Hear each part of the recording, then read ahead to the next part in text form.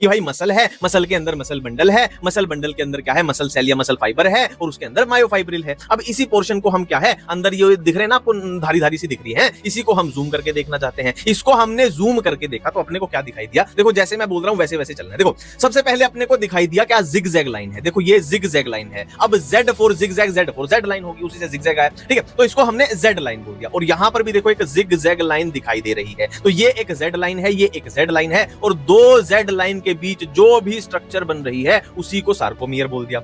Zigzag line से ये blue colour का एक पतला पतला बोला मैंने, थिन फिलामेंट अटैच है। देखो ये thin filament, thin thin thin, और यहां पे भी देखो ये भी ये भी ये भी ये भी, और इधर भी सेम चलेगा, ऐसे ऐसे ऐसे ऐसे। तो इसको क्या बोला है हमने, एक्टिन बोला है। एक्टिन क्या है, जेड लाइन से अटैच है और थिन पतला फिलामेंट है। और बीच में अगर आप देखोगे तो रेड कलर का एक मोटा यानी थिक फिलामेंट प्रेजेंट है। देखो ये thick filament, thick filament, thick filament, इसको हमने मायोसिन बोला है। अब M4 myosin, M4 M line, मतलब मायोसिन के ठीक बीच से आपको क्या गुजार देनी है, M लाइन गुजार देनी है, ठीक है। अब यहां पर बैंड्स की बात करें तो देखो H जोन क्या होगा, H जोन सिर्फ और सिर्फ आपको मायोसिन चाहिए। अगर मैं बोल दूं सिर्फ और सिर्फ आपको मायोसिन चाहिए, आपको थोड़ा भी एक्टिन नहीं चाहिए, वो H जोन हो जाएगा।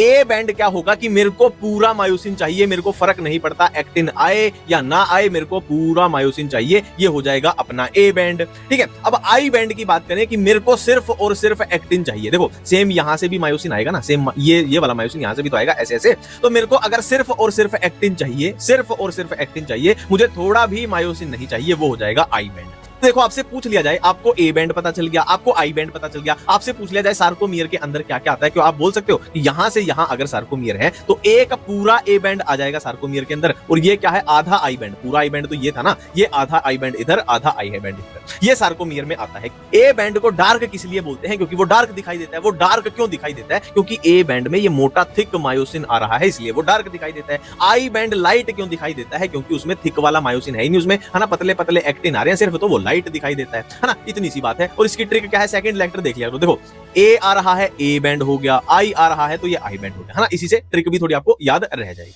ये आफ्टर मसल कॉन्ट्रैक्शन की बात कर रहे हैं कि किसकी लेंथ रिड्यूस हुई और किसकी लेंथ सेम रही। तो देखो जो आपकी माँ है वो हमेशा सेम रहती है, माँ हमेशा सेम रहती है, कि किसी का बच्चा सक्सेसफुल हो ना हो, है ना, नीट IIT कुछ हो ना हो, माँ की फीलिंग्स हमेशा सेम रहती है। MAA माँ सेम रहती है, मतलब MAA myosin actin A band ये हमेशा सेम रहेंगे कॉन्ट्रैक्शन के बाद या कॉन्ट्रैक्शन से पहले। तो बच्चे कौन से, सार्कोमियर आई बैंड, इनकी लेंथ रिड्यूस हो जाएगी, माँ हमेशा सेम रहेगी, इनकी लेंथ सेम रहेगी, कॉन्ट्रैक्शन से फर्क नहीं पड़ेगा।